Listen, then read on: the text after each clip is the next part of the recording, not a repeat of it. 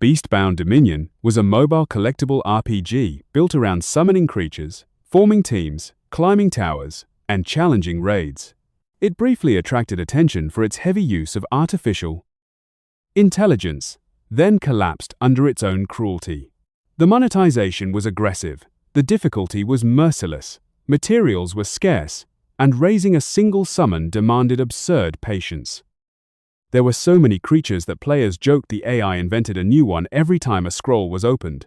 Casual users left. Only the veterans remained. Ethan Cross was one of those veterans. At 24, he had played for exactly 10 years. Under the nickname ApexWarden, he ranked first in player versus player combat and held the title of the First Crown. He had conquered the 99th floor of the Ascension Spire, held world records in every weekday dungeon, and cleared the Abyssal Chaos Worm in 47 seconds. More impressively, he had done it without spending money. To experienced players, he was not merely a ranker. He was the veteran every other veteran admired. Reality was less flattering. Ethan had sacrificed school, university, and any stable career to the game. He survived through part-time work and manual labor. He was not stupid. No fool could reach first place in a game that difficult without paying. He was simply addicted. A page of ordinary text made him think of summon data, and any attempt to focus on real life was interrupted by thoughts of automated farming. His parents were not wealthy, yet they worked several jobs to support Ethan and his younger sister, Amelia Cross. They were kind enough to encourage a son who had given them every reason to scold him. That kindness hurt more than anger. Each time they smiled, Ethan silently called himself an ungrateful failure. Still, he could not stop. He sat in a nearby garden, tapping at his phone while promising himself the same lie. One more floor. If he cleared the 100th floor, he would quit and return to reality. Stopping at 99 after becoming the first player to reach it felt impossible. Beastbound Dominion had consumed his school years, his friendships, and nearly his entire identity. He had studied its system so deeply that the knowledge in his head resembled a scholar's lifework. That knowledge had never felt abstract to him. Ethan remembered the growth conditions, hidden interactions, rune combinations, and behavioral quirks of thousands of summons. Although they had been generated by artificial intelligence, he had treated them as living companions and respected the individual histories the game created for them. To outsiders, the obsession had destroyed 10 years of his life. To Ethan, those 10 years contained nearly every memory he valued. The game included private chat rooms, and 6 of its strongest players shared one of them. They called themselves the First Crown and 5 Regents. One sovereign crown standing above 5 regents. Evelyn Ashford, the second-ranked PvP player, had created the room 5 years earlier. One day, Leonard Shaw, the 6th-ranked player from Jade Haven, flooded the chat with complaints. "How did you clear floor 80? I followed Swift Scholar's strategy exactly." Evelyn Ashford laughed at him for remaining stuck after an entire month. Swift Scholar reminded him that every account required a different solution. Leonard Shaw then groaned that he had already spent 300 million won and still could not break through. "Calm down," Swift Scholar told him. "That much money is nothing to you. Money is money." Leonard Shaw protested. "What kind of money is not real money?" Voidrook finally asked the obvious question. "Did you ask the First Crown?" Leonard Shaw hesitated. "ApexWarden has been busy." The others immediately attacked him. Evelyn Ashford called him hopeless. Northwolf told him to go die. Swift Scholar admitted that he had assumed Leonard Shaw had already received Ethan's answer and simply lacked the skill to reproduce it. To those 5 veterans, ApexWarden was the man who had broken every impossible wall with methods no one else could imagine. They treated him with exaggerated respect because losing him from the room would have been a catastrophe. Leonard Shaw cautiously typed, "ApexWarden, sir. Are you watching? Are you still working on floor 99? No answer came. Leonard Shaw was over 60 years old, but anyone better than him at the game automatically became an elder brother or sister. Evelyn Ashford told him to leave the problem in the chat and wait until the next day. The room's members lived in different countries, but the game's automatic translation made their messages appear instantly in each user's language. Leonard Shaw himself was already past 60. He still called Ethan elder brother without embarrassment, because in his mind skill mattered more than age. None of the 5 regions had passed floor 90. Ethan was already challenging the 100th. They wondered whether the tower would finally reveal its ending exactly 10 years after launch. Swift Scholar admitted that seeing that ending was the only reason he had not quit. Leonard Shaw then remembered an old developer notice: conquer the 100th floor, and a new world would open. Evelyn Ashford dismissed it as empty advertising. Leonard Shaw joked that perhaps reality itself would turn into Beastbound Dominion. The others mocked him for reading too many novels. None of them imagined that his joke was a warning. 2 weeks later, Ethan cleared the 100th floor while walking to a part-time job. He shouted in the street, laughed like a madman, and ignored every stranger staring at him. 10 years of obsession had finally produced the one result he wanted. A golden system window announced that the 100th floor had been cleared. Ethan took screenshot after screenshot so he could boast to the other veterans. Then the murmuring around him grew louder. When he looked up, he realized the message that should have existed only on his phone was also floating in the open air, like a hologram. For a moment, he wondered whether his obsession had finally driven him into hallucinations. Yet the people around him were clearly seeing the same thing. The message changed. The beta test had ended, it declared, and a new world was opening.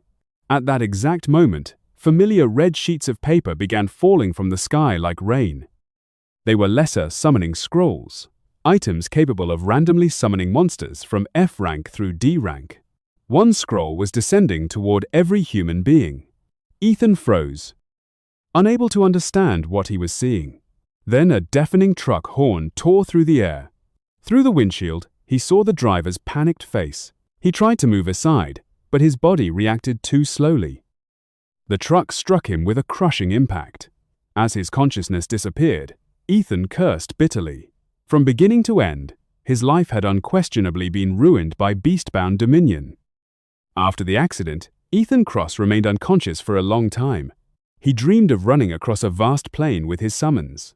Beyond the dream, he sometimes heard his mother sobbing his name, his younger sister Amelia calling for her brother, and his father releasing a heavy sigh. Whenever those voices reached him, Ethan vaguely understood that he was dreaming. He knew he had been hit by a truck, and that his body had shut down his awareness so it could recover from the shock. He needed to wake up. He wanted to discover what the lesser summoning scrolls falling from the sky had been, and what had happened after he cleared the 100th floor. No matter how desperately he struggled, however, his body refused to obey. At some point, his sister's urgent voice drew close. Amelia shouted that her brother's fingers had moved, called for a nurse, and hurriedly contacted their parents. Feeling that the noise had become too loud for him to continue sleeping, Ethan forced his eyes open. Light flooded his dilated pupils and washed his vision white. A nurse asked him to blink if he could hear her, while the tearful Amelia leaned close and asked whether he could see her. As the glare faded, the hospital room and the 2 faces beside him slowly came into focus. The hospital emblem showed that he had been admitted to a mid-sized local facility. Only a dry scraping sound emerged from his throat. His body ached, and his muscles held no strength. He could not guess how long he had been lying there. When the nurse asked whether he could see her fingers, Ethan closed his eyes once and opened them again. Moments later, his parents rushed into the room after hearing the news. While looking at his family, Ethan noticed a system window floating over his field of vision. The same words he had seen before the truck struck him remained there. The beta test had ended, and a new world had opened. Beneath them was another question asking whether he wished to begin the tutorial, followed by yes and no options. The system had not vanished even after he awakened. Ethan could only release a long breath. Once Ethan could speak properly, his family told him the truth. 3 years had passed since the accident. On that day, everyone had seen the same message about a new world, and every human had received one lesser summoning scroll. Dungeons appeared across the planet, and monsters escaped whenever those dungeons were not cleared in time. Guns, missiles, and other modern weapons proved useless. Only summons could kill them. So everyone became a Beastbound Dominion player? Ethan asked. His father, Daniel Cross gave a tired nod. We did not believe it either. Then it happened in front of us. Daniel had learned to treat the change as an opportunity. His damaged body prevented heavy labor, but his child-sized golem could lift cargo. By using it at a package loading center, he had helped pay Ethan's medical bills. Then his father spoke with painful honesty. Your life before the accident was not exactly going well. You never studied. You did not build a career. You only stared at that game. Is that what you say to a son who just woke from a coma? I could never say it in front of your mother, Daniel admitted. But we all knew. You were never good at hiding it. He swept one hand through the air. The floor trembled, and a small stonebud golem rose beside the bed. This is my summon. The world no longer rewards only good grades. People who understand summons can build a future now. Recover, complete the tutorial, and learn to use that knowledge of yours. Ethan recognized the E-rank stonebud golem immediately. In the game, it had been little more than leveling material. Seeing it standing on a real hospital floor finally broke through his disbelief. Beastbound Dominion had become reality, and his father was telling him to begin the tutorial.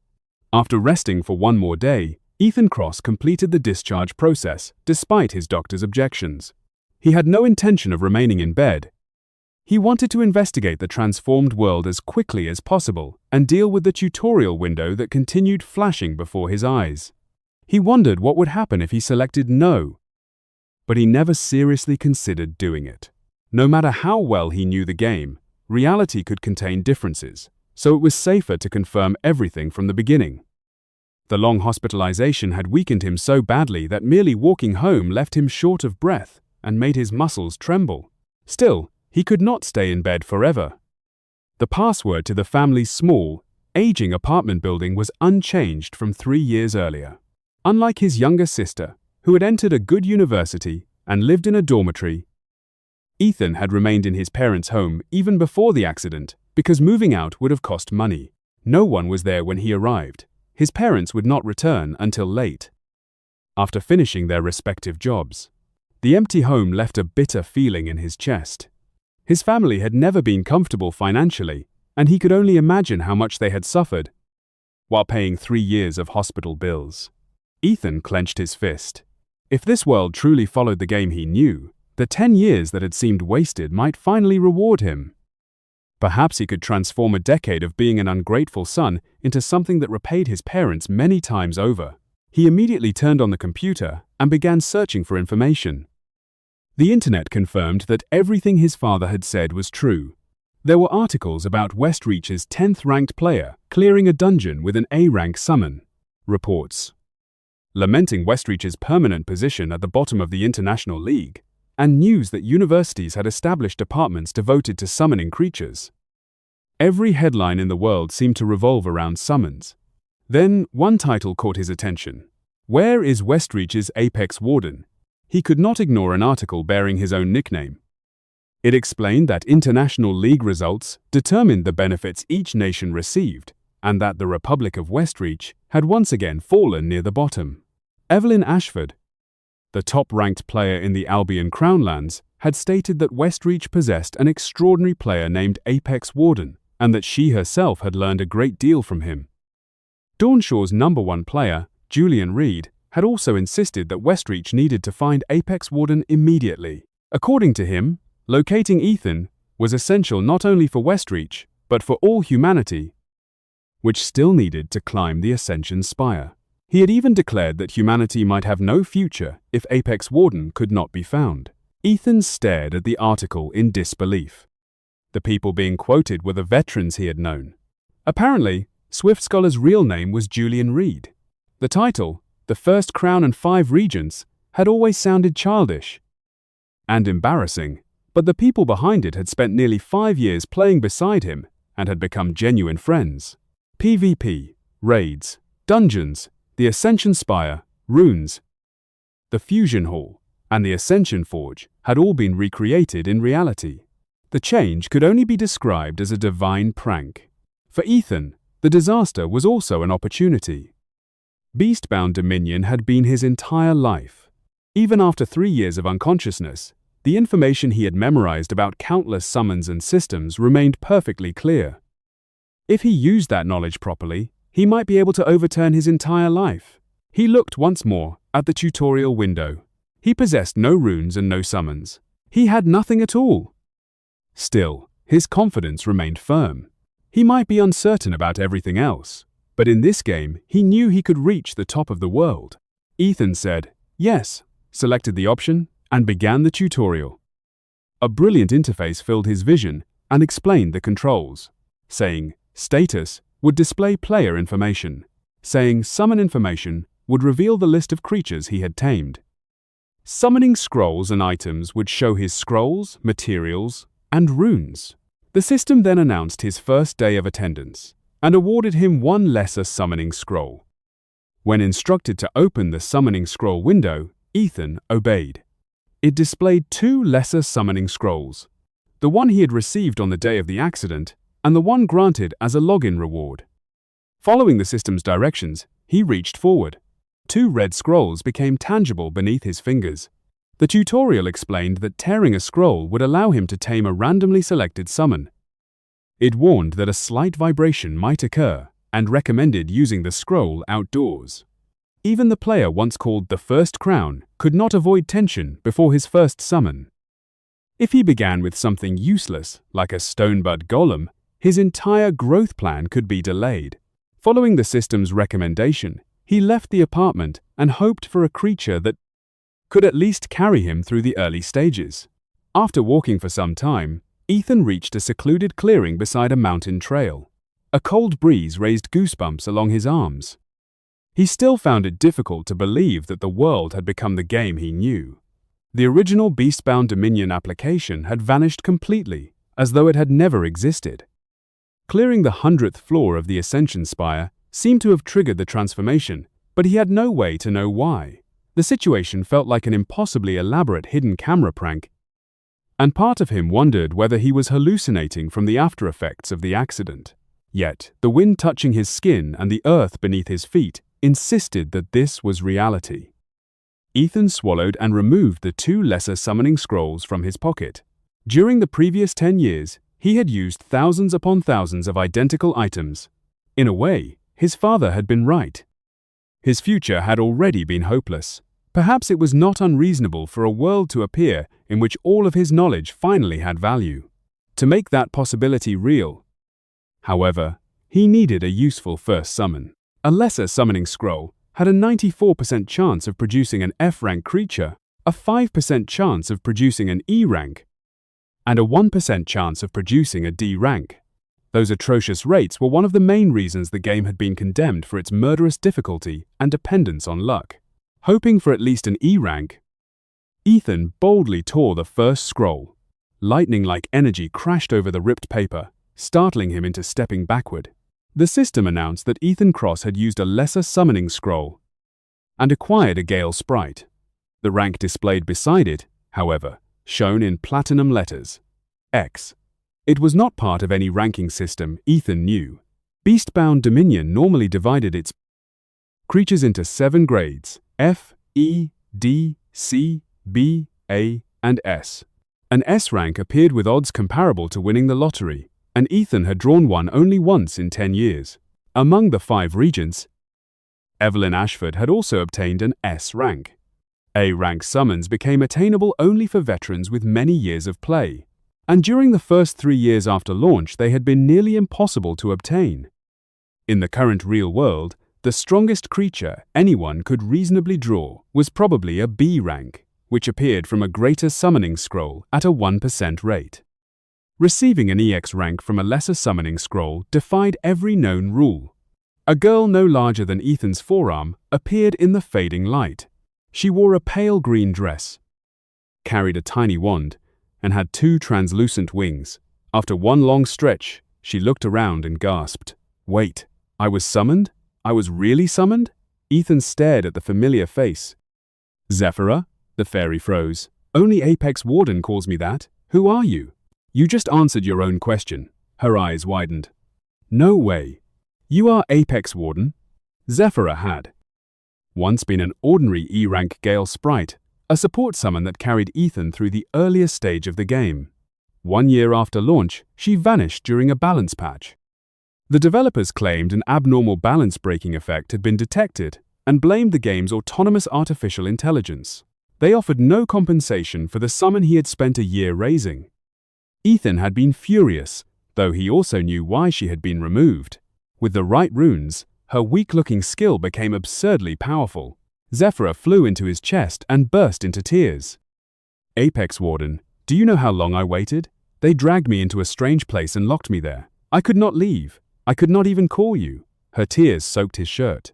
Ethan stood stiffly, unable to decide what shocked him more, seeing her alive after 9 years, or hearing a summon speak for the first time. He opened her status.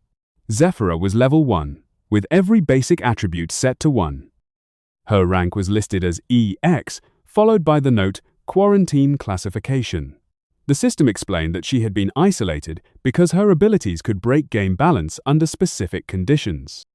Her only skill remained wind pressure, increasing one target's attack speed by 3% every time she swung her wand. The rest of the status looked almost comically weak. 1 point each in strength, intelligence, vitality, and agility, 1,000 health, no mana, and 20% each in critical rate and critical damage. None of those numbers explained the EX rank. The danger lay entirely in the way wind pressure stacked without an obvious limit. To anyone else, the skill looked laughable. Ethan knew better.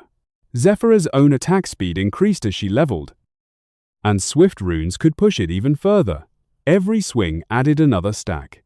On a powerful combat summon, the compounded bonus could raise an A rank beyond S rank performance. "We are together again," Zephyra said, clinging to him. "This time, do not abandon me." Ethan carefully pulled her away. "Who quarantined you? How did you reach this world?"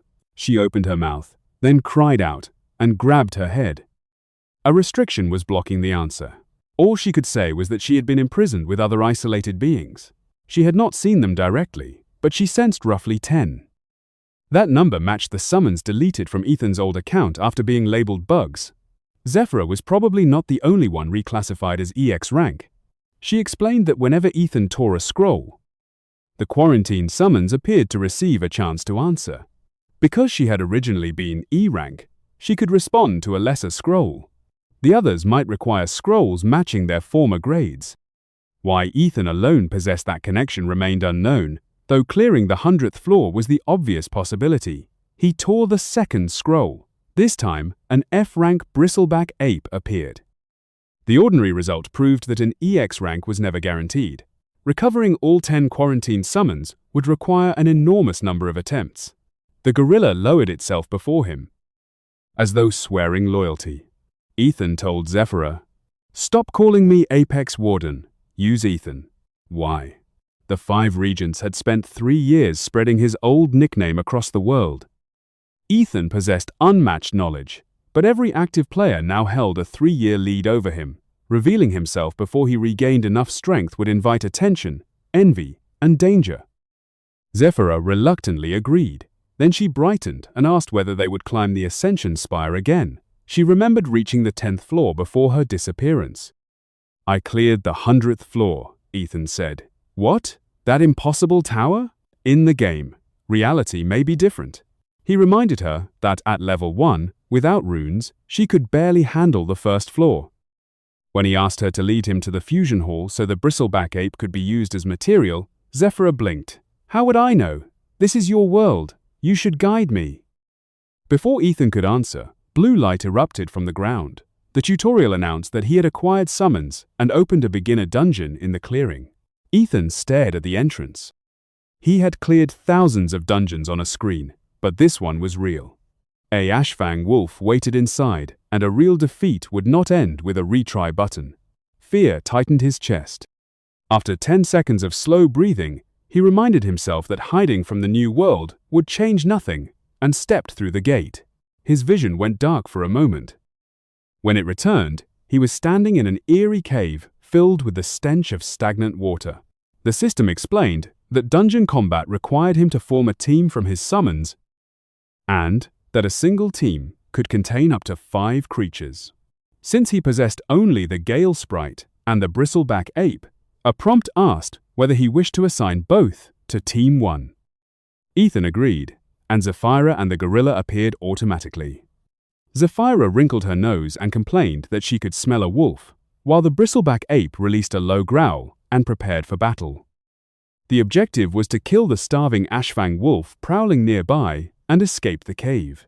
As the wolf's low growl echoed through the darkness, golden energy rose around Ethan and wrapped him in a protective barrier. The shield would nullify all damage until his summons were forcibly recalled. The game had used the same rule to protect players while their creatures fought. But in reality, an additional warning appeared. If a player was attacked by a summon after losing the barrier, that player would truly die. Ethan gave a hollow laugh. The rules might resemble the game, but this was no game. He could no longer charge into impossible dungeons and learn through repeated failure. One failure meant death. Climbing the Ascension Spire would be far more dangerous as well. Still, he had thousands upon thousands of attempts stored in his memory, along with every strategy he had developed. He believed the challenge remained manageable. As the wolf's growls moved closer, Ethan ordered Zephyra to begin swinging her wand and never stop. She moved the tiny wand slowly, and wind pressure began affecting the Bristleback Ape. Each swing increased its attack speed by 3%. The gorilla tilted its head at the unfamiliar enhancement, then felt strength filling its body and opened its eyes wide. A massive Ashfang wolf soon emerged, saliva dripping from its mouth. Its sharp fangs, red eyes, and coarse, raised fur made it far more threatening than the monster Ethan remembered from the screen. If Zephyra and the Bristleback Ape lost, his barrier would disappear, and those teeth could tear him apart. Only then did Ethan realize that his legs were trembling and his heart was racing. In the game, he would have declared without hesitation that the gorilla could not lose. The wolf in front of him, however, was alive. The wolf leaped first. Ethan shouted for the gorilla, and the summon charged forward with a roar. Behind it, Zephyra swung her wand without pause. Zephyra had no direct combat ability, which made the gorilla her only shield. The wolf sank its teeth into the gorilla's shoulder, but the gorilla seized the wolf's neck with one hand and repeatedly drove the other fist into its abdomen. The wolf retaliated by raking its hind claws across the gorilla's stomach. As the two summons grappled, Ethan had nothing to rely on except Zephyra's wind pressure. Terrified that the Bristleback Ape might fall, Zephyra swung faster. The longer the battle continued, the more stacks accumulated, and the gorilla's punches became visibly quicker. The wolf's cries weakened, while strength drained from its body. Several minutes later, the Bristleback Ape finally brought it down and released a victorious roar. The system declared the dungeon cleared. The Bristleback Ape reached level 2 and gained 1 point of strength. Zephyra also reached level 2 and gained 1 point of intelligence. 2 lesser strength runes were awarded as the reward. As his tension faded, Ethan fully understood that a player did not need to fight personally as long as the summons won. Losing meant the end of his life, but victory allowed him to remain inside the barrier and watch. Whether every real battle would be that simple remained uncertain. The cave twisted out of sight, and a heartbeat later he was back in the clearing. His next task was to learn how to enter ordinary dungeons, the tower, and the fusion hall. Meanwhile, 22-year-old Amelia Cross made her living as a rune farming player. She cleared lower-level dungeons, collected runes, and sold them to promising players. She had originally been an excellent student attending university, but after her brother's accident devastated the family's finances, she decided to become a player and help support them. At sunset, Amelia emerged from Silver Lake Tower and thanked the people she had worked with. On an ordinary day, when only lesser runes dropped, she earned around 100,000 won. That day, however, she had also obtained intermediate runes worth 100,000 won each and had made 200,000 won in total. Humming happily, Amelia walked toward the bus stop. She could have taken a taxi, but frugality had become instinctive. She had to pay for her own housing, contribute to the family's living expenses, and help cover her brother's medical bills. Amelia possessed a relatively rare C-rank summon called a Gloam Elf. Intermediate summoning scrolls produced E ranks at a 94% rate, D ranks at 5%, and C ranks at only 1%. At first, nearly every coin she earned had gone into raising that one Gloam Elf. It had now grown strong enough to farm runes continuously on its own. Wondering whether her brother had reached home safely, Amelia called him from the bus stop. Ethan answered at once. Perfect timing. Dad said you sell runes. Is the fusion hall at Silver Lake Tower? I do not sell runes, Amelia protested. It is rune retail. And why are you asking? You have not even finished the tutorial. I finished it. Her shout made everyone at the bus stop turn. The tutorial had killed countless unprepared people during the first year. The safe method was to collect 5 summons through daily attendance rewards and enter with a full team. You gathered 5 before going in, right? No, 2 were enough. Amelia nearly choked. Ethan reassured her that he was alive and asked her to guide him through the Summoner District. He needed runes, the Fusion Hall, and reliable information about how the new world operated. You woke up yesterday, she said. Why are you rushing this hard? Ethan considered telling her about Zephyra, then decided against it. When Amelia asked what ranks he had drawn, he answered, 1 E rank. And 1 F rank. Her anger vanished at once. An E rank? That is a 5% pull. You are actually lucky. He told her to wait at Silver Lake District and ended the call before she could lecture him further.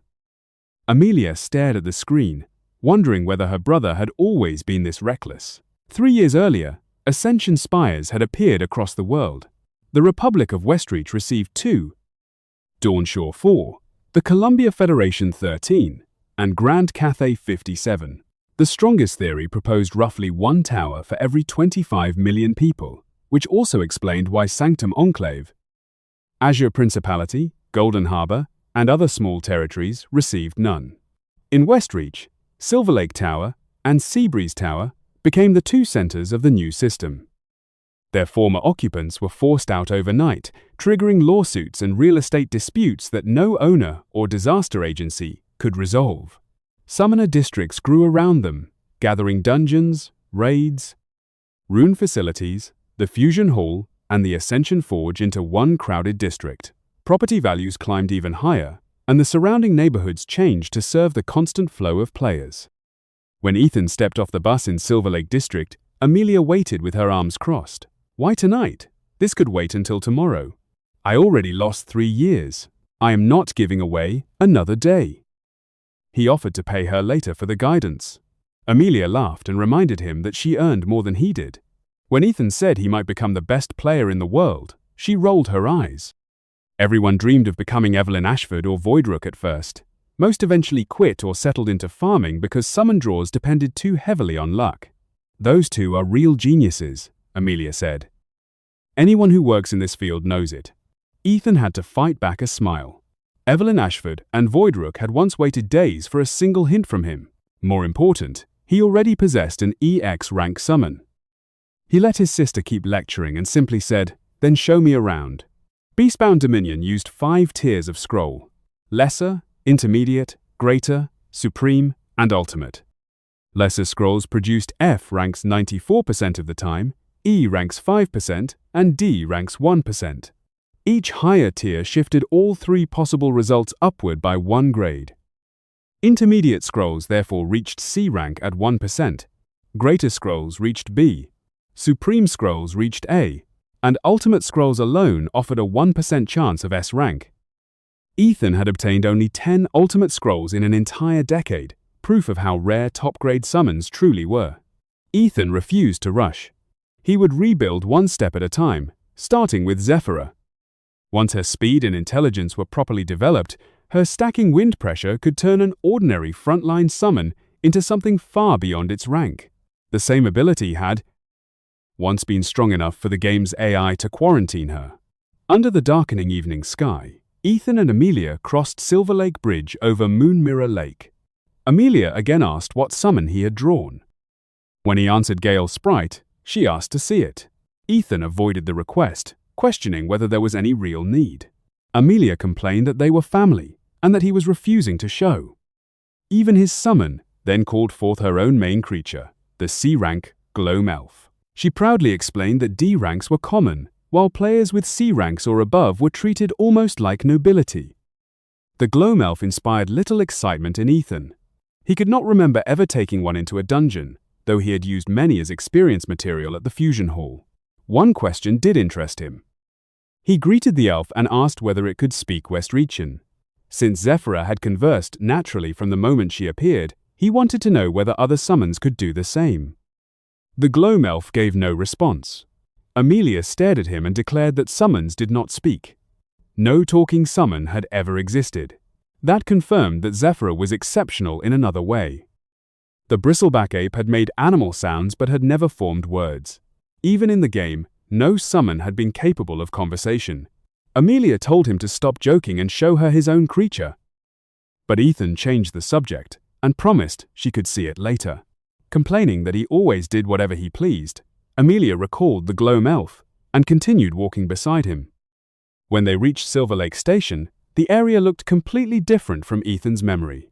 Brilliant new buildings crowded the streets, while the massive amusement park that had once symbolized Silver Lake District was gone.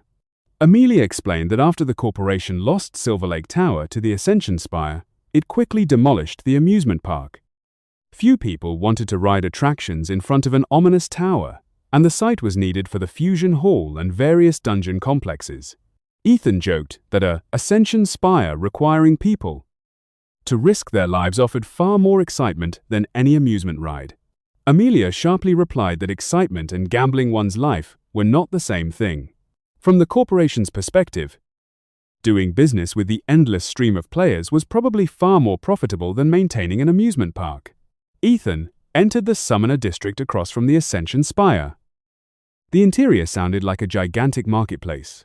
One person advertised lesser runes, another shouted about lesser summoning scrolls, and merchants offered high prices for any summon ranked C or above.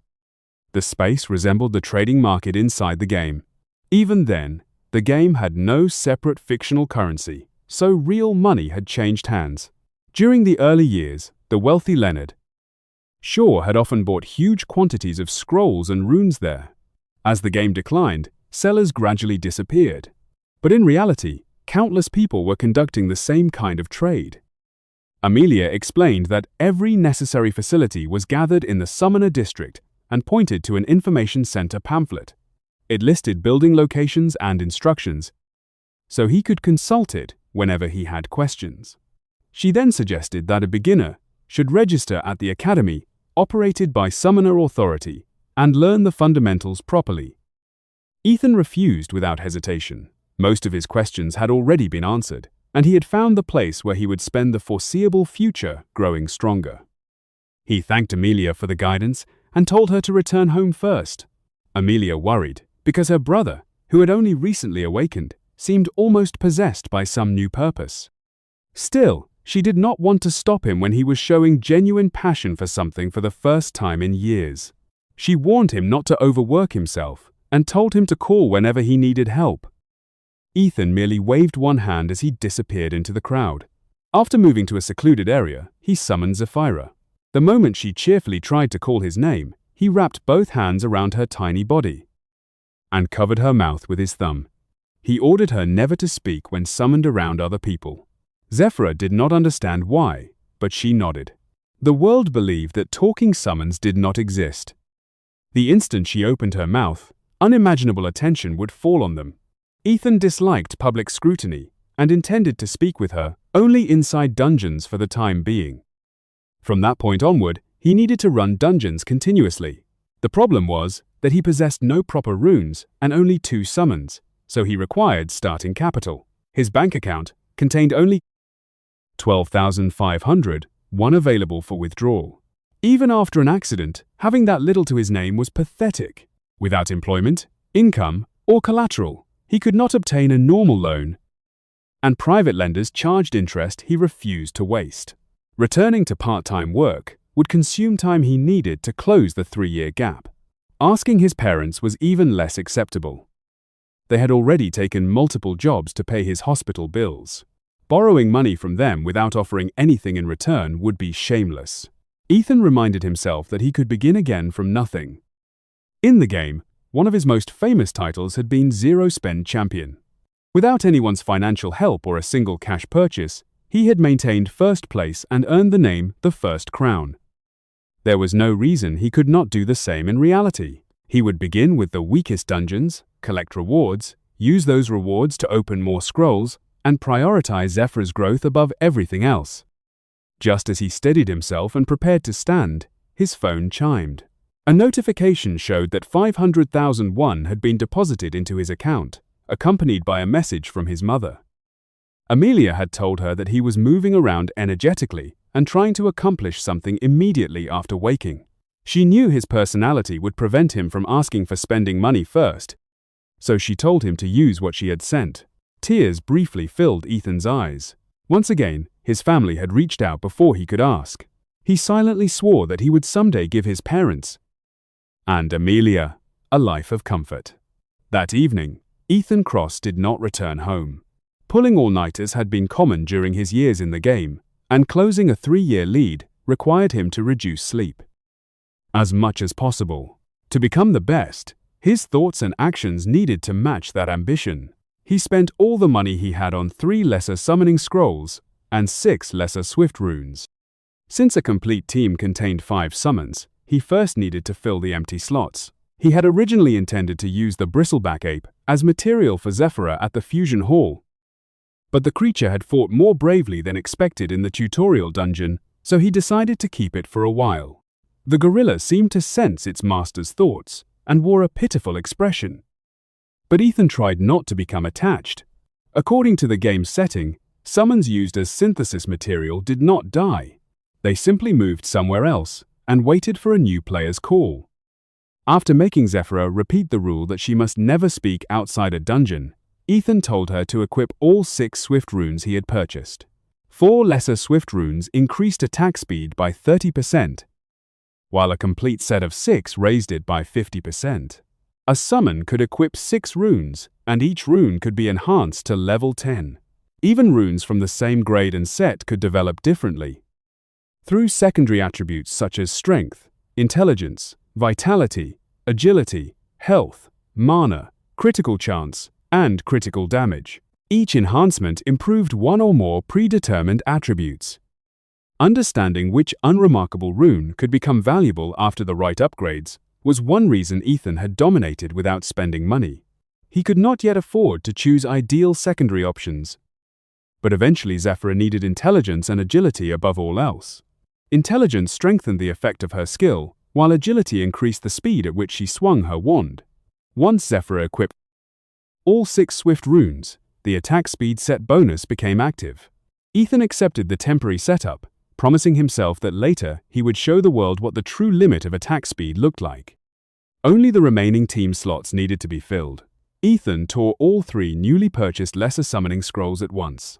The first 2 produced an F-rank Maya Blob and an F-rank Crownwing Butterfly.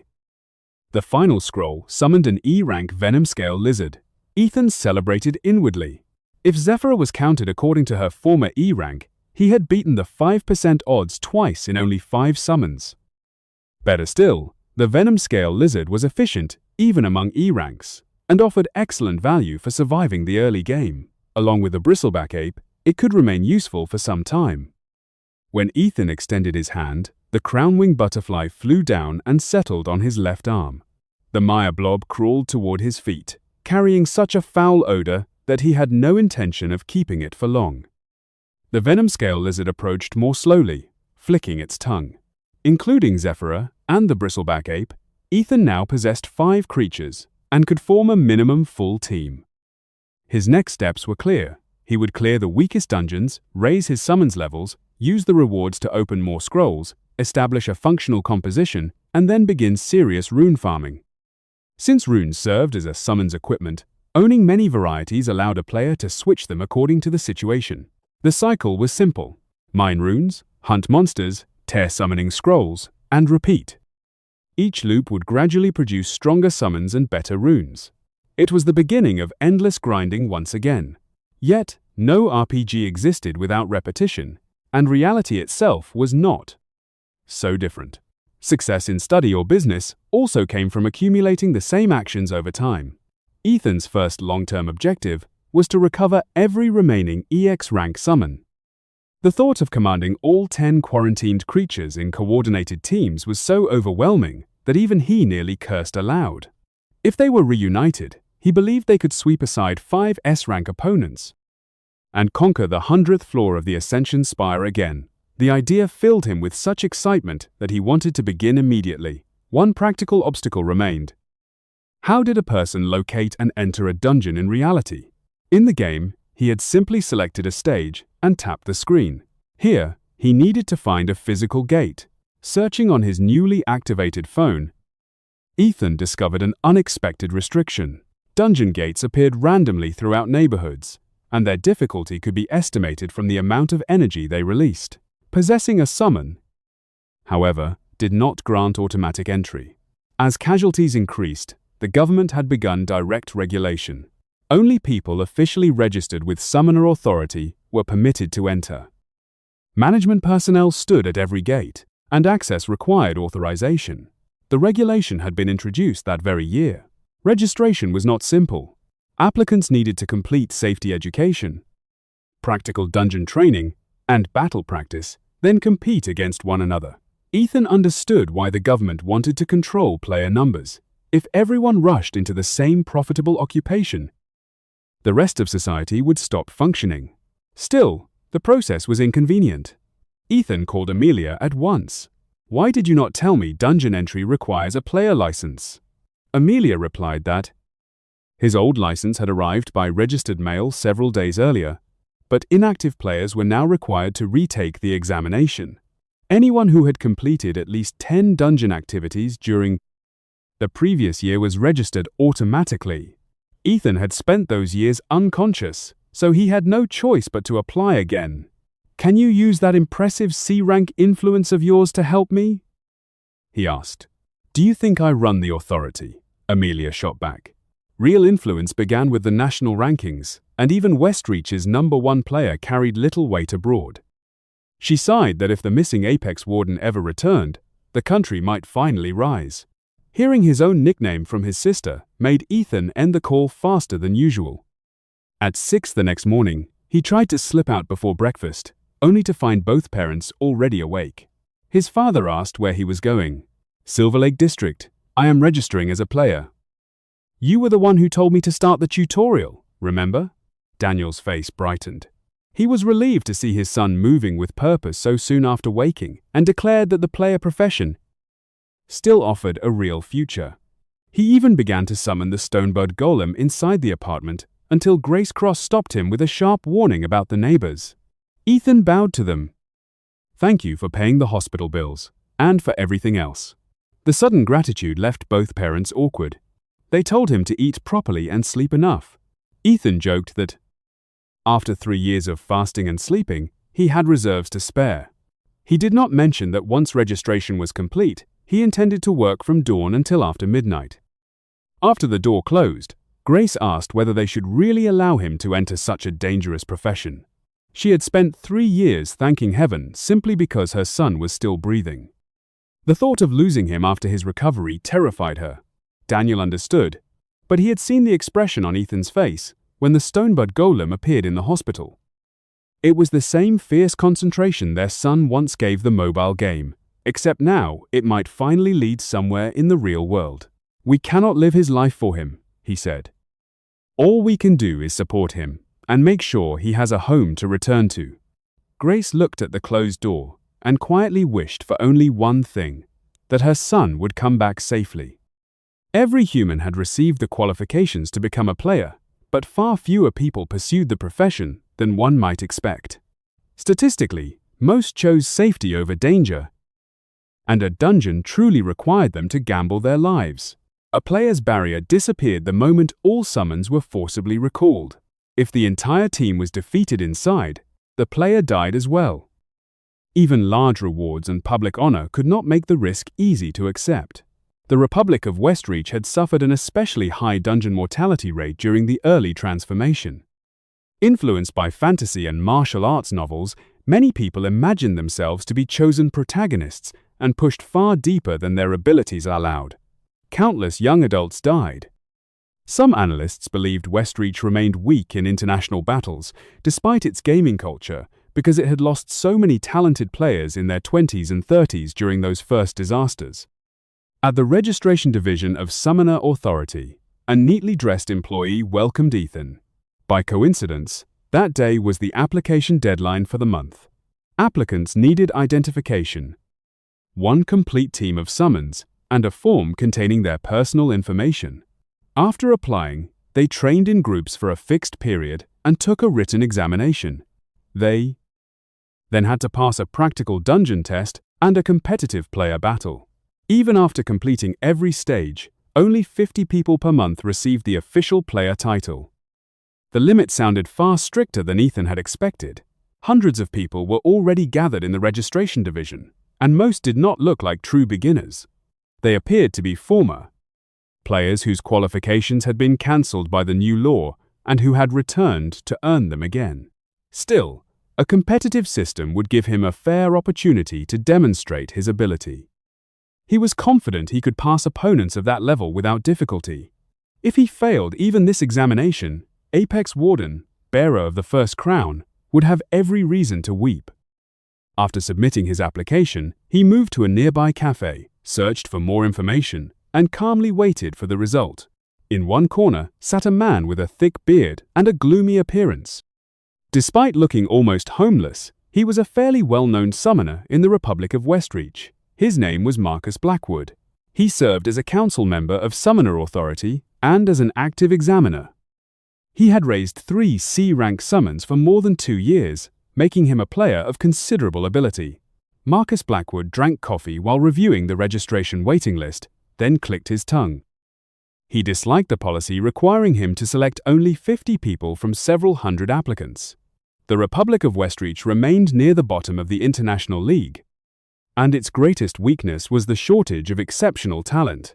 Limiting the number of challengers reduced the chance of discovering gifted people. He believed Westreach should follow the summoning powers, giving everyone an opportunity to compete and allowing the strongest to survive through open rivalry. His frustration with officials, who knew nothing about the field, yet insisted on excessive control, had grown severe. Marcus Blackwood had just finished his iced Americano when the cafe door exploded inward. Customers screamed as alarms rang through the building. A massive C-rank Crimson Warorc stood in the ruined entrance, its pressure pinning everyone in place. Marcus recognized it and sighed. Summoning gangs had become one of Westreach's deepest problems. Player barriers made ordinary weapons almost useless, and organized criminals had learned to operate as if the law no longer applied to them. The Crimson Warorc's owner entered at an unhurried pace, 4 low-grade support summons following behind him. "Did you think you could kill my brothers, keep playing councilman, and live comfortably?" Marcus rose. "What do you think you are doing?" Roots burst from the floor and formed his C-rank Ironbark Sentinel. A Emberback Tortoise and Cinderwing Butterfly appeared in a surge of heat, followed by 2 D-rank summons, 5 against 5. The entire cafe fell silent. The civilians understood the danger. As long as one summon remained active, each player was protected by a barrier that could withstand almost any conventional attack. That protection allowed criminals to challenge the state in broad daylight. Ethan watched the 2 teams form and felt the distance between the game and reality more sharply than ever. He knew every summon in front of him. In the old game, he had tested the Crimson Warorc, Ironbark Sentinel, Emberback Tortoise, and Cinderwing Butterfly, found them inefficient, and eventually used them as material. Here, people treated them as serious weapons. Someone whispered that their only hope was Marcus Blackwood, the authority player called Iron Warden. The nickname evoked an unyielding guardian from old battlefield folklore, but in Westreach it carried a more immediate meaning. Marcus had personally executed numerous registered gang members.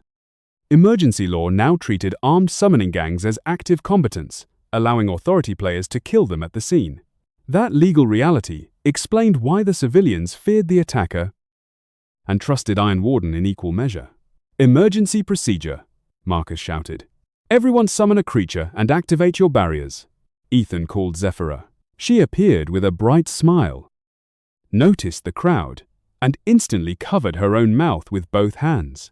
A golden barrier formed around him, while the other civilians hurried to do the same. The attacker laughed, still pretending to be a hero.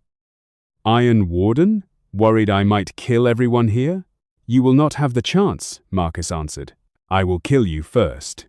The teams collided. Lights shattered, marble fragments tore across the room, and civilians crouched behind their barriers as the cafe became a battlefield.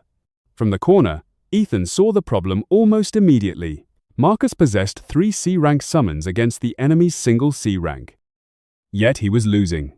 The 4 support creatures kept coating the Crimson Warorc in fire resistance, and Marcus repeatedly ordered his strongest fire attacks while that resistance was active. The correct skill order and target priority were obvious to Ethan. Marcus had only 3 years of real combat behind him. Ethan had 10 years of repetition, research, and failed attempts engraved into his instincts. Even Zephyra covered her eyes as if the fight hurt to watch. The Crimson Warorc split apart the Ironbark Sentinel's branches. Support had been requested, but it would not arrive in time. If Marcus's team collapsed, every barrier in the cafe could become a death sentence. Ethan stood and moved closer. Marcus threw out one hand without turning. "Stay back. Trust me, your Emberback Tortoise's timing is wrong." I said stay back. "The Crimson Warorc is receiving fire resistance from the buffers. Stop attacking while its body is red." Marcus finally looked at him. The gang member's expression had tightened the moment Ethan spoke. That alone was enough to make the examiner test the advice. He waited until the red aura faded. "Emberback Tortoise, now!" Fire poured across the room. This time the Crimson Warorc screamed and staggered. Marcus glanced back. Ethan gave him one short nod. The battle changed immediately. Whenever fire resistance appeared, the Emberback Tortoise and Cinderwing Butterfly held their attacks, while the Ironbark Sentinel pressured the support summons. When the aura disappeared, the fire pair struck together. Forced to defend its buffers, the Crimson Warorc lost its freedom to attack. One support creature fell, then another. Finally, the orc was recalled, and the remaining summons were eliminated soon afterward. The gang member's barrier vanished. He stumbled backward and raised both hands. "I surrender. Hand me to the police." Marcus Blackwood's face did not change. Immediate execution. The Ironbark Sentinel's vines closed around the criminal, and the scene ended before the civilians could see much more. Cheers filled the cafe. Some praised justice. Others simply cried from relief. Ethan felt sick watching a death receive applause. The world had changed its standards while he slept. If he continued judging everything by the old rules, he might not survive long enough to understand the new ones. Marcus approached him and extended a hand. "Marcus Blackwood, Summoner Authority Council member. I owe you an apology and my life." Ethan shook it. "I only spoke because my life was in danger too." "Which guild are you with?" "None. I am not even registered yet." Marcus stared at him. A man who could correct a C-rank battle with one sentence had never registered. When he explained that the authority could issue a reward after verifying Ethan's identity, the young man's interest sharpened at once. He needed money, runes, and scrolls far more than praise. Marcus photographed Ethan's identification card and promised to contact him after the background check. Support personnel arrived only after the civilians had left. Marcus tore into them for responding so slowly, then casually said the attacker had already become nutrients for the Ironbark Sentinel. His voice remained indifferent, but Ethan's advice stayed in his mind. The young man had recognized the summons, their skills, and the exact countermeasure in the middle of a crisis. Marcus called the intelligence division and ordered a full check on Ethan Cross. After leaving the cafe, Ethan bought several cream buns from a nearby bakery and moved to a quiet corner of a park. Once no one was nearby, he gave Zephyra permission to speak. She gasped dramatically and complained that she had thought she would die from holding everything in. Ethan handed her a cream bun as a reward for behaving. She cheered and devoured it with astonishing speed despite her tiny body. Fresh cream buns were the Gale Sprite, Zephyra's favorite food. The conflicts other players often experienced with their summons had rarely occurred between Ethan and Zephyra. A single bun could restore her mood. Of course, discovering that preference in the past had required many failed attempts. Ethan had never intended to involve himself in the fight, but survival had left him no choice. If that intervention caused troublesome consequences, he would have to endure them. Reality was far messier than the game had ever been. The original game had contained no insane terrorists and no government regulating every activity. His first priority remained obtaining official registration and gathering as many summoning scrolls as possible. The 10 quarantine summons remained clear in his memory. Zephyra, the Gale Sprite, the Master Rowan, the Emberworm Arcanist, the Bramble Colossus, the Duskblood, the Tempest Reaver, the Taurin Runeforge, Azren, the Nightwhisker, and the Varos, the Ruin Worm. The Master Rowan had originally been E rank and the Emberworm Arcanist D rank, so lesser summoning scrolls might still reach them. Beginning with the Bramble Colossus, however, the others had been C rank or higher and would require stronger, far more expensive scrolls.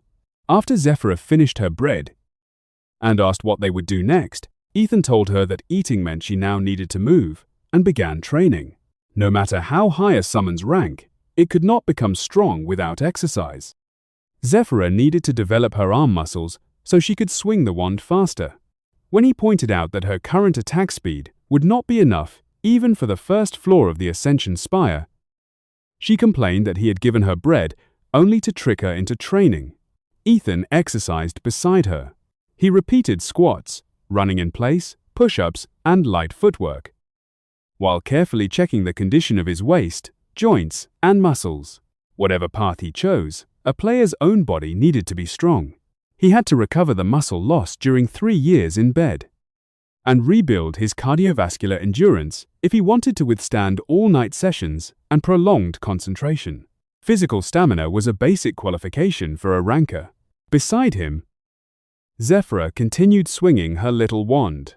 Meanwhile, Marcus Blackwood frowned after receiving the intelligence report. Ethan Cross truly was an unregistered player and had spent the entire 3 years since the world changed hospitalized after a traffic accident. The report also confirmed that he had applied for player registration almost immediately after being discharged. Marcus personally searched the waiting list and found Ethan's application. The examiner assigned to that month's training was Claire Morgan, but Marcus informed the authority that he would take her place. A man who had spent 3 years in a hospital had applied the moment he came out, yet his knowledge of summons was far too deep. There were only 2 reasonable possibilities. Ethan Cross was either a natural genius or a former gamer who had played Beastbound Dominion before the world changed. Former players of Beastbound Dominion were now called gamers, and even limited experience with the original game could provide an enormous advantage. Marcus Blackwood's long-standing dream was to discover talent capable of pulling the Republic of Westreach out of its permanent last-place position in player battles. His instincts told him Ethan Cross might be exactly that kind of talent, but he intended to confirm it in person before drawing any conclusion. The following morning, Ethan received a message instructing him to report to Auditorium 3 at Summoner Authority by 9 o'clock. A map and complete schedule were attached. He arrived 10 minutes early. Around 1,000 applicants had gathered inside. They would train together, complete written and practical examinations, and then fight 3 matches in the month-end player battle. Only those who ranked within the top 50 by combined score would receive official qualifications and the right to enter dungeons. The restriction had been introduced after the early casualty rate became impossible to ignore. Every human could summon a creature, but that did not make every human ready to gamble a life inside a dungeon. A player's barrier lasted only while at least one team member remained active. When the final summon was recalled, the next attack could kill the player directly. Westreach had learned that rule through mass funerals during the first year. After taking a seat, Ethan listened to the applicants around him. A man who claimed he had once been called a gate reaper insisted that he had merely taken a short break, failed to qualify for automatic registration, and would still finish first that month. Another complained that even owners of C-rank summons had to repeat basic education. Someone else regretted not completing at least a few dungeons the previous year. When a younger applicant introduced himself as a gamer because he had played Beastbound Dominion for about a month as a child, the surrounding people reacted with admiration and commented that former gamers always fought well. Much of the conversation sounded boastful, but most applicants appeared to possess genuine experience. Their relaxed posture and confidence showed it. Depending on the examination format, the process might be more difficult than Ethan had expected. Still, he had once been ApexWarden, bearer of the first crown, and the undisputed champion of Beastbound Dominion. No one in this field could match his knowledge. A tapping sound came through the microphone. The man standing at the front introduced himself as Marcus Blackwood, an examiner from the Summoner Authority. Ethan was surprised to discover that the bearded man from the cafe was an active examiner. The lessons covered only the most basic information. To a man who had once been ranked first in the world, they were painfully boring. A large portion of the combination strategies and theories taught by current rankers had originally been established by Ethan. Even those represented only the information he had decided was safe to reveal. The truly important knowledge and techniques remained inside his head.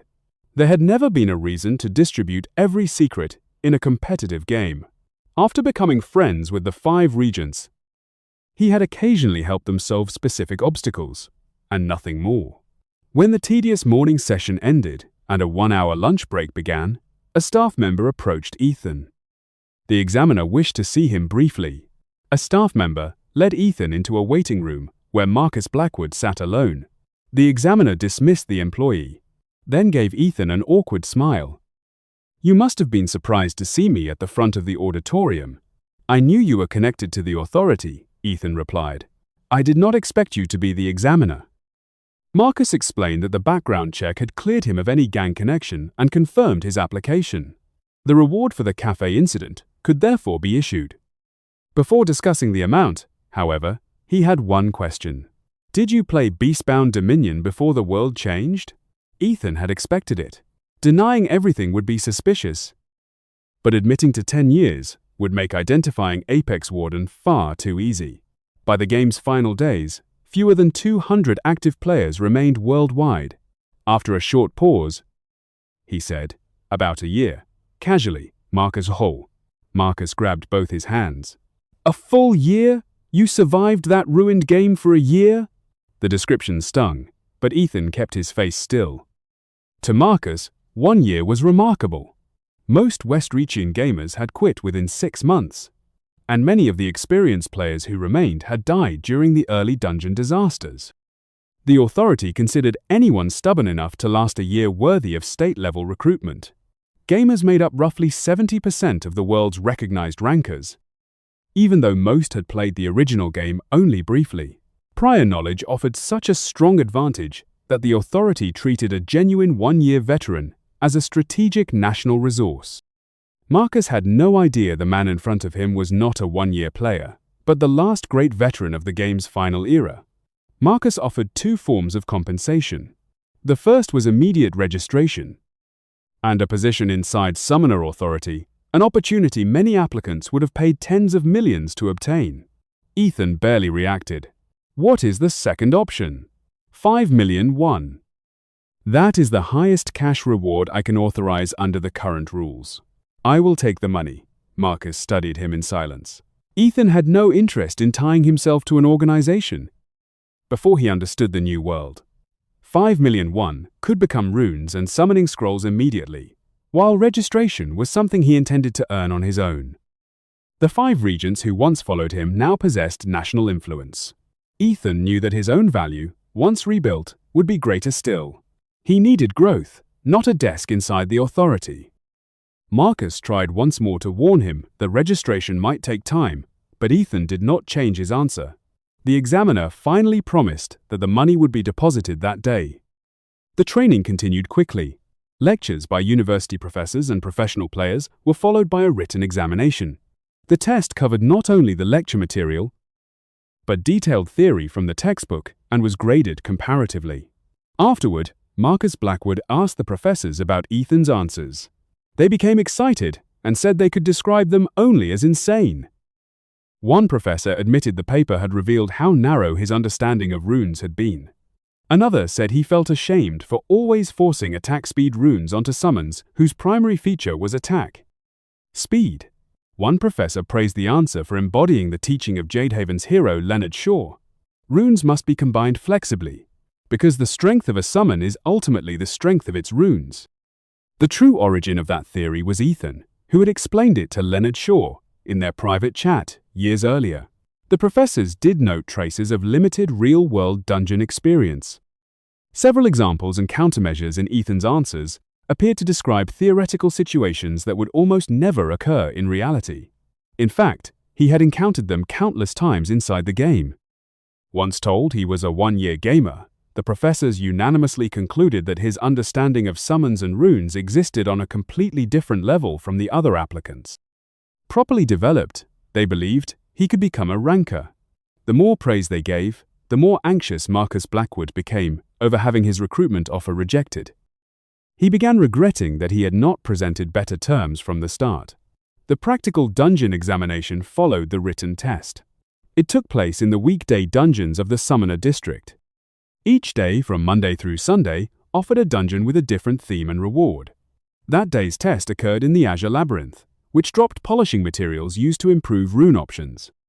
When Ethan brought his registered team of 5 to the entrance, an authority employee explained that the test would be a time attack.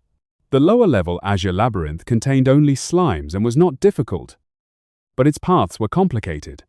Applicants could use any method they wished as long as they cleared it as quickly as possible. Ethan had run the weekday dungeons for 10 years until he was sick of them, and held the time attack records for every grade. He had rarely entered the lower-level version after his first few months in the game, but its structure matched the higher-level dungeon. Only the monster's strength differed. Some applicants possessed D-rank and C-rank summons, so a contest based solely on combat power could disadvantage him. The authority maintained comparative grading because it considered the ability to acquire powerful summons, including the wealth required to buy them, part of a player's strength. Ethan understood the logic. In a low-level Azure Labyrinth, however, knowing the shortest route through the maze mattered far more than raw summon performance. The thought of demonstrating the movements of ApexWarden, once called the god of time attacks, in the real world, filled him with excitement. When Ethan entered, a maze crowded with poisonous slimes unfolded before him. The objective was to eliminate the required monsters and reach the exit. The Azure Labyrinth consisted of rooms and corridors connected into a complex maze. The ordinary strategy was to clear nearby slimes while passing through each room until reaching the boss chamber. The moment Ethan entered, he ordered Zephyra to keep swinging her wand at the bristleback ape. Wind pressure could begin stacking from the instant they crossed the dungeon boundary. As the enhancement increased, the gorilla roared with obvious pleasure. Ethan ordered his remaining summons to ignore ordinary slimes and follow him. True to the game's hostile design, the Azure Labyrinth included misleading corridors that deliberately returned players to earlier locations. The layout appeared random, but there were actually only 21 possible patterns. After repeating them countless times, Ethan could identify the exact pattern merely by looking at the entrance. He had not consciously tried to memorize them. His body had learned the routes, while he spent every day reducing his records. At Zephyra's cry, Ethan began running. Slimes followed, but lower-level specimens were slow and posed little threat. The only monster that truly mattered was the boss, the Titan Ooze. Since the boss possessed enormous health, Zephyra needed to build sufficient wind pressure stacks before they reached it. She continued swinging her wand throughout the run. Ethan's steps never hesitated. He selected only the shortest routes as though the entire map were open before him. After about 5 minutes, he passed through a narrow corridor between rooms and entered a vast chamber. The Azure Labyrinth's boss, a Titan Ooze, waited at its center. A warning sounded throughout the dungeon. The Titan Ooze, as large as 3 adult men combined, launched its heavy body into the air. Ethan had killed the same monster so many times in Supreme Azure Labyrinths that he was tired of seeing it. But this was his first encounter with one in reality. Because it belonged to a lower-level dungeon, it almost looked cute compared with the versions he remembered. Ethan ordered the bristleback ape, which had accumulated 5 full minutes of wind pressure stacks to move forward. Compared with Zephyr's enhancement at her peak, the current effect was still weak, but it was more than enough for a lower-level boss. The gorilla beat its chest and charged. The Titan ooze launched itself upward to crush its opponent, but it could not keep pace with the gorilla's greatly increased attack speed. Fists fell like flashes of light. The slime's massive body collapsed almost instantly, and the boss battle ended in the time it took to blink. An ordinary F-rank bristleback ape had accomplished it. 2. Ethan. The scene perfectly demonstrated how absurd Zephyr's ability could become. If even a bristleback ape performed like this, applying the same enhancement to a powerful close combat summon in the future would increase its fighting strength beyond comparison. The system announced the boss defeated, and the dungeon cleared. The recorded time was 5 minutes and 32 seconds. To Ethan, it was slow. ApexWarden's best record in the past had been 5 seconds, achieved with a breath attack from the Varos, the Ruin Worm. Even without a build designed specifically for records, he had usually finished within 1 minute. He remembered other world-class rankers producing similar times. Then another message appeared, announcing that he had broken Westreach's best record and achieved a special accomplishment. Ethan stared in disbelief. Westreach's level might have been low, but he had never imagined a time above 5 minutes could be the national record. The first achievement reward granted him 3 greater summoning scrolls, while the normal clear reward provided 2 lesser polishing agents. The dungeon disappeared, returning him outside. Weekday and Assault dungeons maintained both national and world time attack rankings. Most countries had claimed their early achievement rewards long ago. In Westreach, however, nearly every record still belonged to Grant Mercer, the nation's #1 player. When the lower Azure Labyrinth board changed to 5 minutes and 32 seconds, the employees watching it shot out of their chairs. The name beside the new record was not a ranker. It was Ethan Cross, an applicant taking his practical examination. His time even approached the international average, while Evelyn Ashford of the Albion Crownlands held the world record at 2 minutes and 25 seconds. The record mattered for more than prestige. Its first achievement reward could be claimed only once for that position. A faster run by the same player would improve the board but would not produce another payout. The examiners were equally stunned. Marcus Blackwood watched the replay with trembling hands. Ethan had now proven himself in 3 different ways: tactical judgment during the cafe attack, extraordinary theory on the written examination, and a national record in the dungeon. Marcus no longer saw a promising applicant. He saw a player Westreach could not afford to lose. Marcus proposed that the other examiners register Ethan immediately. Someone objected that he had not yet participated in the player battle, but Marcus asked what meaning that test could possibly have for a man who had already broken the national #1 player's record. Exceptional talent deserved special treatment. The Republic of Westreach could not even control its own summoning gangs. At that point, a national treasure-level player mattered more than procedural rules. Because Marcus held strong influence inside the authority, no examiner opposed him. The approval seal was applied, and Ethan Cross's registration was completed. Ethan, meanwhile, emerged from the dungeon convinced that he had made an obvious mistake. He should have checked the current records before entering. He had never dreamed that a time above 5 minutes could be the best in Westreach. Now he was certain to attract attention. Marcus Blackwood came running the moment Ethan left the dungeon. 5 minutes and 32 seconds, on your first attempt. Do you understand what you just did? To Ethan, the praise felt like congratulating an engineering student for solving basic arithmetic. He had been slow by his old standards.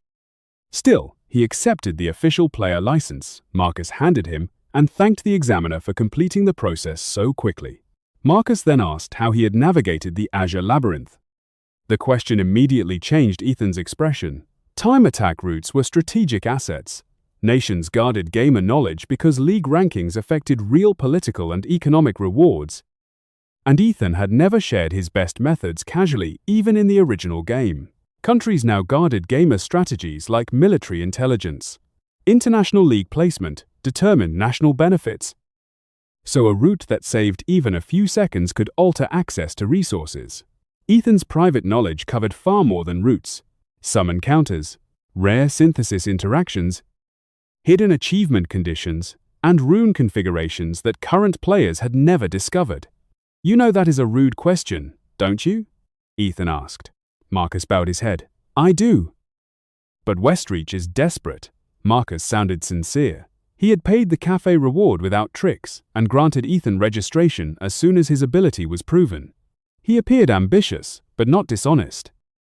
Rather than treating the government as an enemy from the beginning, Ethan decided it might be more useful to test what support it could provide. "Then let us talk somewhere private." They moved to a quiet cafe. As soon as they sat down, Marcus bowed again. "Please help Summoner Authority. I believe the knowledge you carry may be worth more than everything our current rankers know combined." When Marcus mentioned the 3-year background investigation, Ethan's eyes cooled. "You investigated me?" Marcus explained that talented unregistered players were often connected to summoning gangs, so the check had been necessary. Ethan accepted the explanation only once. "My registration is complete now. Do not investigate me again without a proper reason." He then asked the question that mattered. "What do I gain if I help Westreach?" Marcus welcomed the directness. He ranked among the 10 most influential officials inside the authority and served as an elected council member. Within his authority, he promised access, protection, resources, and administrative support. Ethan needed something more concrete, so he proposed a 1-month trial. During that month, Marcus would support his growth and handle reasonable requests. At the end, they would decide whether to continue. If the arrangement failed, Ethan would return what he had received, or repay it with information of equal value. In other words, Marcus Blackwood would spend a month proving that he could serve as Ethan's personal connection to the authority. The demand was bold, but Marcus accepted. Even observing Ethan from nearby promised enormous value. Ethan's first request was secrecy. "Keep my dungeon record away from the press." Marcus started to promise protection, then stopped. The authority struggled to contain domestic gangs. It could not honestly guarantee Ethan's safety against world-class players. For now, anonymity was the better shield. He agreed to suppress official publicity, though he warned that employees had already seen the record board and rumors could not be erased completely. Ethan accepted that. Ethan Cross was hardly a unique name, and a domestic record was still easier to bury than a world record. After the meeting, Ethan checked the dungeon rewards. The 2 lesser polishing agents were ordinary Azure Labyrinth drops, but the 3 greater summoning scrolls were a tremendous gain. They were a one-time achievement reward for breaking the national record. Even if he later set a faster time in the same dungeon, he would receive no additional reward. A greater scroll's 1% chance of producing a B rank was not enough to tempt Ethan into gambling 3 valuable scrolls. He needed the quarantine summons tied to lower-grade pools. He opened SummonerNet, the application Marcus had installed. While issuing his license, only registered players could use it, and nearly all runes, polishing agents, summons, and summoning scrolls could be traded there. The marketplace prices surprised him. Lesser scrolls sold for 5,001, intermediate scrolls for 500,000, and greater scrolls for 3 million. Supreme and Ultimate scrolls had no listings at all. The 3 greatest scrolls he had just earned were worth 9 million won. A dungeon run lasting barely 5 minutes had produced an amount of money that would once have required a full month of part-time work. The profit felt so unreal that his hands trembled. If he could earn this much at the very beginning, he might eventually free his family from financial worry forever. After comparing the available information, Ethan decided to sell all 3 greater scrolls. Using that money to buy a large number of lesser scrolls and search first for the E-rank Master Rowan and D-rank Emberworm Arcanist was far more efficient. Their original grades were low, but when used correctly, both quarantined candidates could perform on the level of B ranks. At the Grand Cross Summoner District, Ethan transferred the 3 greater summoning scrolls to another player and received 9 million won. He was about to purchase lesser scrolls immediately when he noticed something strange about the price. In the game, lesser scrolls accumulated naturally from ordinary dungeon runs and appeared from attendance rewards at roughly a 10% rate. The marketplace overflowed with sellers, while almost no one wanted to buy them. Under normal supply and demand, the price should have fallen much lower. The fastest way to answer an unfamiliar question was to ask Amelia. She explained that the authority used tax revenue to purchase lesser summoning scrolls in bulk for 5,000 won each as part of a ranker support policy. Since the budget was not infinite, daily purchases were capped. Scrolls that could not be sold to the authority that day flowed into the open market. Sellers knew they could wait and receive the same price later, so they had no reason to lower it. Rumors now claimed the program might soon be abolished. Because the policy had been created during the earliest years, authority warehouses had accumulated far too many lesser scrolls. If purchasing stopped, the market price would probably collapse. Ethan remembered that in the original game, only intermediate scrolls and above had carried real value. Lesser scrolls had been so common that players refused them, even when offered for free. Before ending the call, Amelia asked how the registration examination was going and whether she could watch the upcoming player battle.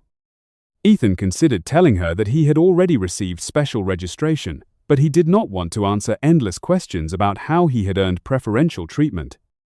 He simply said he was doing well and would probably pass, so there was no need for her to attend.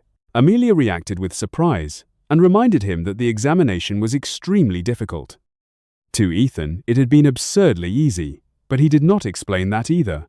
Ethan returned to the authority and asked for Marcus Blackwood. When the examiner came hurrying down the corridor, Ethan grinned.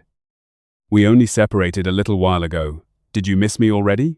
Marcus glanced at the employees watching them and hurried him into a private office.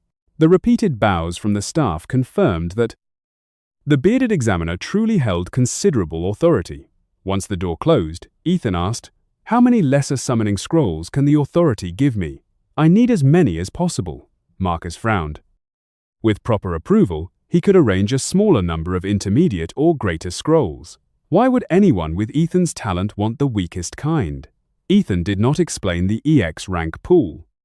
Free support also came with obligations, and until he decided how far to trust the authority, he preferred a clean transaction. He instead mentioned the rumors about overflowing government warehouses. Marcus admitted they were largely true.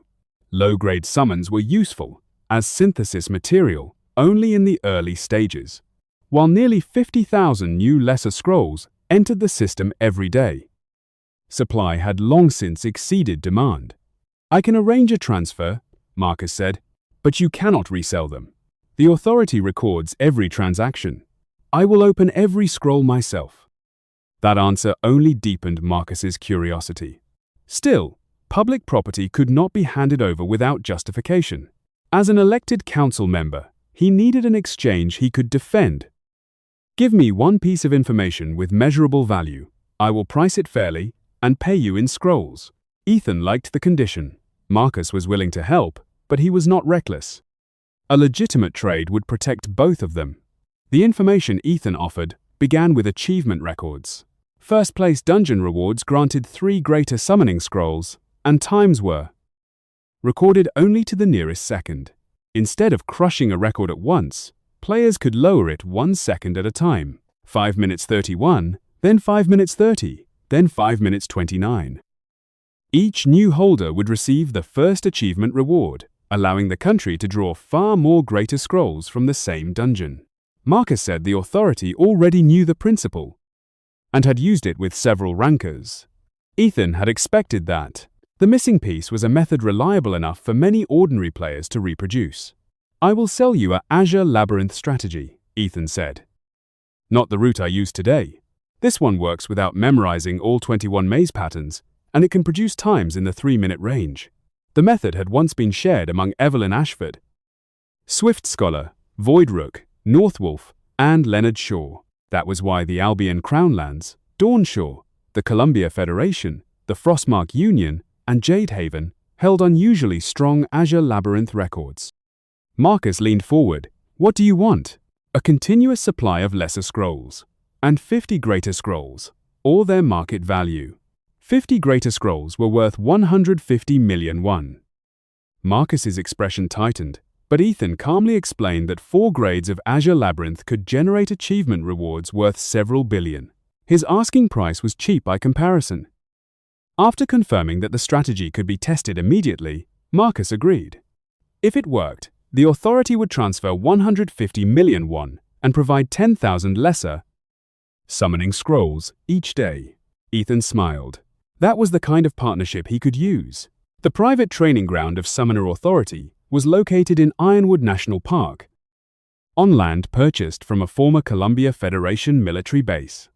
On Tuesday evening, yellow sunset light settled over the grounds, while Marcus Blackwood breathed with visible excitement. 10 Authority players arrived one after another. All trusted and followed Marcus, and none would leak important information outside. They wondered why they had been summoned without warning after work, but they knew he did not gather people for trivial reasons. Expectation showed on their faces. Marcus asked whether they knew that the national Lower Azure Labyrinth record had recently been broken. The players were already aware of the name Ethan Cross and of an internal notice ordering employees not to discuss the matter carelessly. They wanted to know how someone who was not even a ranker had set the record. Marcus explained that he had obtained a strategy from overseas and tested it through the newly registered Ethan Cross, producing a meaningful result. As promised, he concealed the fact that Ethan himself was the source. The players became excited. They understood that Marcus had called them together to teach the strategy. When he began speaking, everyone focused. The core of the method was a B-rank summon called the Speckled Komodo. It was a lizard as large as an adult man, with a durable body and moderate offensive power, making it a typical hybrid tank and damage dealer. Yet B-rank summons were difficult to develop, and compared with other creatures of the same grade, both its offense and defense felt mediocre. Since it appeared only after overcoming the 1% odds of a greater summoning scroll, its cost-to-performance ratio was poor, and most players considered it a useless burden. The person who discovered how to use that abandoned summon was Voidrook, one of the 5 regents. In the past, he learned that the Speckled Komodo became uncontrollably excited when it saw a Titan ooze, though it showed no special interest in ordinary slimes. When released at the entrance of a Azure Labyrinth, the creature raced through the maze at tremendous speed, found the boss chamber by itself, and greedily devoured the Titan ooze. Almost no manual control was needed. A player could enter, step away briefly, and return to find the dungeon already cleared. Around the 5th year after the game's launch, the Komodo hunting method briefly became popular among the First Crown, the 5 regents, and a tiny circle of trusted acquaintances. Ethan had already memorized every maze pattern and never needed it personally, but as a strategy anyone could reproduce, it held enormous value. He gave the information to Marcus Blackwood, who passed it to the trusted players. Because the explanation sounded too simple, several people doubted that merely releasing the Komodo would clear the dungeon automatically. Marcus had purchased 1 speckled Komodo from the market at a high price. The group would take turns using the same creature and test achievement record splitting. At the time, Ethan's Lower Azure Labyrinth record stood at 5 minutes and 32 seconds. The first participant needed to finish at exactly 5 minutes and 31 seconds. Too slow would fail to break the record, while going too fast would reduce the number of 1-second improvements available for later players. A failed attempt could be repeated, but precise timing remained important. Owen Brooks entered first and emerged with an exact time of 5 minutes and 31 seconds. His entire body trembled as he declared the method revolutionary. The Komodo had reached the boss chamber in about 3 minutes and 30 seconds. Owen had done almost nothing except struggle to stop it from eating the Titan ooze too early. The next player, Nolan Pierce, accidentally recorded 5 minutes and 29 seconds. He apologized for cutting 2 seconds instead of 1, but marveled that the speckled Komodo's appetite had resembled a dog staring at food placed directly in front of it. In the intermediate Azure Labyrinth, the Komodo again reached the boss in roughly 3 minutes. The player timed the clear at 8 minutes and 30 seconds, exactly 1 second faster than the existing record. The training ground soon felt like a festival. One player after another borrowed the speckled Komodo and lowered the record by a carefully measured second. The authority kept 2 greater scrolls from each achievement reward, and allowed the participant to keep one. Yet volunteers still competed for a place in line. Marcus Blackwood watched the growing pile of rewards with barely contained excitement. The scrolls were valuable, but Ethan Cross mattered far more. A single method from him had changed the value of an entire dungeon. Marcus ordered a dedicated support team formed around the young player, and warned his staff that losing him to another country was not an option. He then called his secretary. Process the agreement, exactly as written.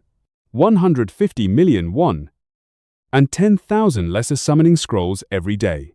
Ethan had delivered proof. Now Marcus had to prove that his own promises carried weight. The money arrived in 3 separate amounts. 9 million won from selling the greater scrolls, 5 million for helping eliminate the gang member, and 150 million for the Azure Labyrinth strategy. Ethan's available balance rose above 167 million won. He stared at the number for a long moment. A few days earlier, every one had mattered. Now, a single piece of game knowledge had earned more than years of manual labor. The money thrilled him, yet it also left him strangely hollow. The authority then transferred 10,000 lesser summoning scrolls into his inventory. He had promised not to resell them, so every scroll had to be opened. Ethan returned to the secluded clearing and summoned Zephyra. She appeared with both arms raised and asked, "Are we doing the old ritual? Wash our hands, pray, then pull." He poured bottled water over her tiny hands. Zephyra closed her eyes and prayed, with complete seriousness, just as she had during his middle school days. The memory made him smile. Whatever the old game had called artificial intelligence, the fairy beside him had always felt far too alive to be a simple program. The ritual ended, and the summoning began. The first scroll produced an F-rank Azure Dartwing. The second produced an F-rank Thornhorn Caterpillar. One creature after another vanished into the summoning storage, ready to be sorted later at the Fusion Hall. An hour later, Ethan had torn 3,600 scrolls, almost one every second. His arms were numb, and his breathing had turned ragged.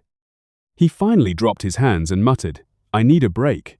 If they had sent 50,000 at once, I might actually have died opening them." The results followed the expected rates: 35 D ranks and 182 E ranks. Yet neither the Master Rowan nor the Emberworm Arcanist had appeared.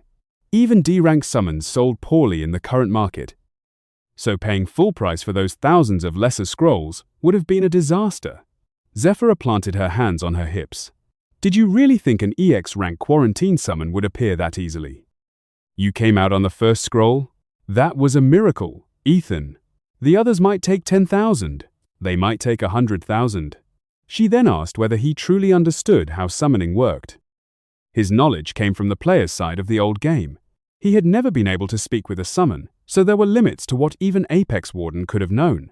Zephyra explained that ordinary summon species existed in enormous numbers, perhaps around 10% of the human population for each available type.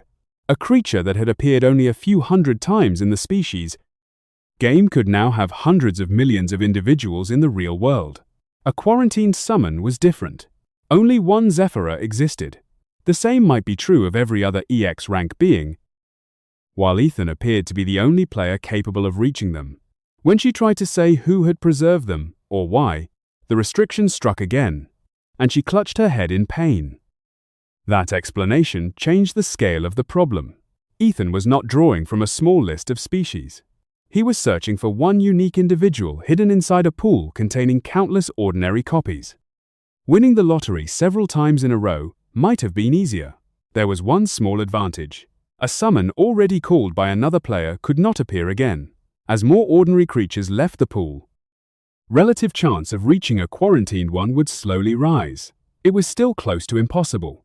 Intermediate scrolls were too expensive and too scarce to buy in bulk, which left only one practical answer: keep opening lesser scrolls. Zephyra had already answered him once. Ethan chose to believe the others would answer eventually as well. After catching his breath, he reached for the next scroll.